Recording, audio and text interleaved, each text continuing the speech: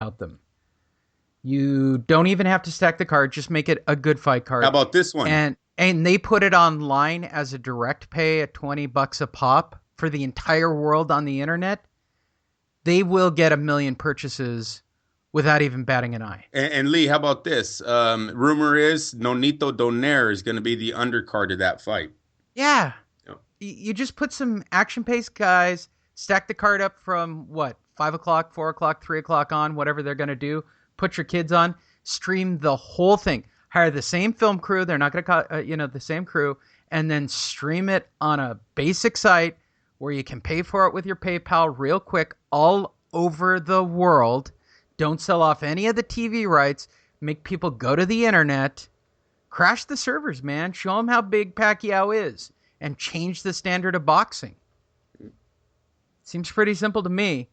But nobody's made that leap yet. And Pacquiao Vargas could be the first opportunity for an organization like Top Rank to go, you know what? We're done with pay-per-view. We're done with HBO. We're not even going Now, Bob can go pay-per-view direct. He does have that relationship. Yep. He's done it before. Yep. But if he was smart, cut out, pay-per-view completely. Kind of nervous about HBO. They're also in the news this week. Bob's talking to Showtime right now about switching Terrence Crawford over to Showtime. That'd be a huge loss for HBO if they lose Terrence Crawford. I think this is an opportunity for Top Rank to be the innovators and move everything online, put it on their website. I'm just telling you right now, you could easily drop this on your own website and broadcast it and stream it and have it ready to go. It doesn't take huge infrastructure anymore. There's plenty of companies that will come in and put it on there immediately. Literally a single PayPal click that will work throughout the world.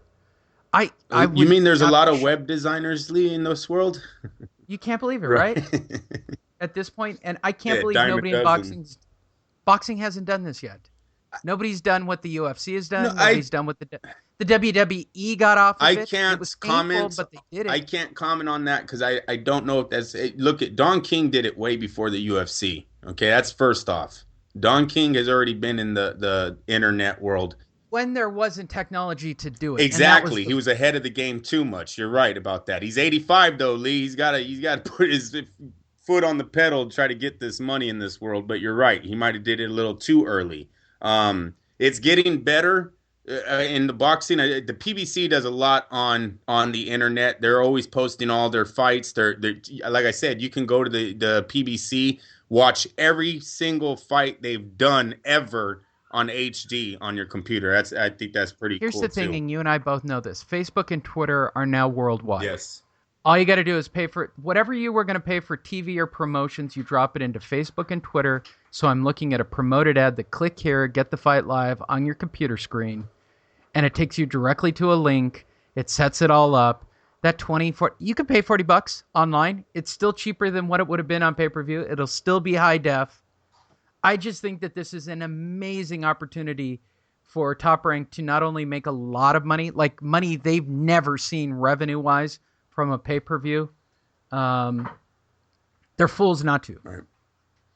Kovalev Ward fired up for their November 19th. So the show's begun. November 19th is official. As I said, I think it's a bigger weekend than Pacquiao Vargas. Prices are going up in Vegas for those that have been following the show. November 19th pay-per-view showdown. WBO, WBF, IBF light heavyweight champion Sergey the Crusher Kovalev takes on Andre SOG Ward. What does SOG stand for, Andrew? Son of God. At the T-Mobile Arena in Las Vegas was officially announced on Sunday, and here's what the fighters had to say. Sergey Kovalev, I am very excited to finally get my chance to face Andre Ward on November 19th. I want to face the best competition. I want to be the pound-for-pound best fighter in the world. Thank you to all my fans, and I hope everyone will come out and see this great fight on November 19th in Vegas. Andre Ward, I am an excited man. I'm looking forward to it. I want to be the light heavyweight champion of the world. We will see you in November. I have been doing this for 22 years, and if I am not ready to fight the best now, then I will never be ready. I have been preparing for these moments since I was a kid. You got to respect Sergey for the way he has gotten to where he is. He is, and what he has gotten. He didn't have any soft touches. He wasn't protected. He wasn't really pushed by the media. He is a guy who should get a lot of credit. Then he should get more credit than he has. The winner of this fight could possibly be the pound per pound number one. I agree. And I hate that about Ward. I guess he's trying to stay humble, but this fight is not, it could possibly be. It is. Andre Ward is not, I hope I'm the greatest. You are. You're already that. And I hate that about Ward, that he always undercuts himself. You know what I mean? He puts fighters above him, and then he's been undefeated for longer than almost anybody in the ring, if not one of the most undefeated declarated fighters of all time. I take it back to his gold medal winning. I hate that about Ward. I wish he was had way more ego than what he does. I know he's a good guy and he's trying to stay humble, but this is not how you sell a fight. Well, this is possibly the best two fighters in the world. What promoter says that? This is the fight, everyone. There should be a lot more news amongst ourselves in the sport as fans than there is right now. No, the two fights that should have the largest media attention for sports before right now at this moment should be first story on ESPN. Obviously, Triple G and Kell Brooks for complete unification, and then right behind that, the announcement of Kovalev War, which I have not even heard on mainstream media. I know. Those two fights right there. In the same calendar year, you're talking about arguably the two best things in boxing as a sport. Can you imagine if Kovalev Ward does sorry numbers, what they're going to be writing with? I don't see how it can. I honestly think that this fight, in my mind, this is legitimate. I think that this fight is going to have a Floyd Mayweather type hype. I believe Kovalev's going to bring a lot more fans than what people are anticipating, Lee. I think because he's destroyed Hopkins. The East Coast supports this guy. Yeah. The Russia. I think this is real. Yeah. Yes. He is coming here with the fan base. I'm telling you, Ward needs to be really worried about that. There are a lot of matches at the light heavyweight division for either man if they win this fight. Will it be HBO's dream situation to have the Russian as the face of HBO? No, I don't think that's what they were looking forward to, but it's happening because Andre Ward hasn't really lived up to expectations in and out of the ring. And when I say that, I mean as far as star power, nothing to do with skill, people. I know you try to turn that on me on what I just ranted 5 minutes ago. I'm talking about star power. I'm talking about being exciting, not just winning, but also bringing people's attention to the TV screen to make them want to see you again. Like I said, the last fight Andre had in his hometown, one fight before the biggest night of his life, they booed him in the 12th round. I completely agree. He needs to worry about Jay-Z not backing him. You know, this whole Jay-Z Rock Nation, they like saying Jay-Z's Rock Nation. Everyone writes that. Oh, he fights under Jay-Z Rock Nation. When's Jay-Z going to actually start showing up and standing behind this kid? This kid is a cash cow. All right. He just needs someone to help him to get his story out, and then everything else falls in place. I believe if they get Andre's name out there in the right way, what's that old saying in boxing, Lee? When it rains, it pours. That's what they love about this sport. When you get it hot in boxing, the money comes. Why can't Jay-Z see this and actually get behind him so his fan base will get behind Andre Ward? Wake up. Yep, completely agree. Which takes us to final picks. Triple G versus Kell Brooks. Obviously, Triple G is going to win this fight. Barring lightning striking, him tripping in the ring, period, right? He's fought in some heavy hitters, Lee. He's already fought in some. Curtis Stevenson was one of the hardest punchers at the time that he fought Triple G. He did nothing to him. You know, I don't see a welterweight moving up and putting hands on him. And we could say he's going to box for 12 rounds, but that's also on the flip side. A Triple G fan can say, well, so he's going to take Triple G's shots for 12 rounds? I don't see it. So we'll see what happens Saturday night. But I got Triple G winning this fight and his knockout streak remaining intact. To try to drop the odds a little bit, the odds are leaning towards an actual knockout by Triple G. So the idea of trying to get as close to even money for this fight would be the best, right? Since you've got to bet, $750 to win $100. What you want to do is bet it by knockout and bet that it won't go 6 rounds or any combination thereof, depending on how the prop bets will allow. Triple G generally stops all of his fights within 6 rounds. So I'm telling you, it will be a knockout. It will happen within 6 rounds.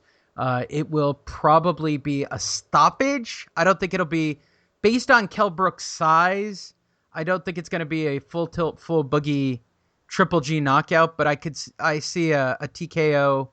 Saving their investment. That's what I see Kell Brook's corner doing if this fight gets out of hand. Yep, in the 3rd or 4th round, which is when he's generally the most...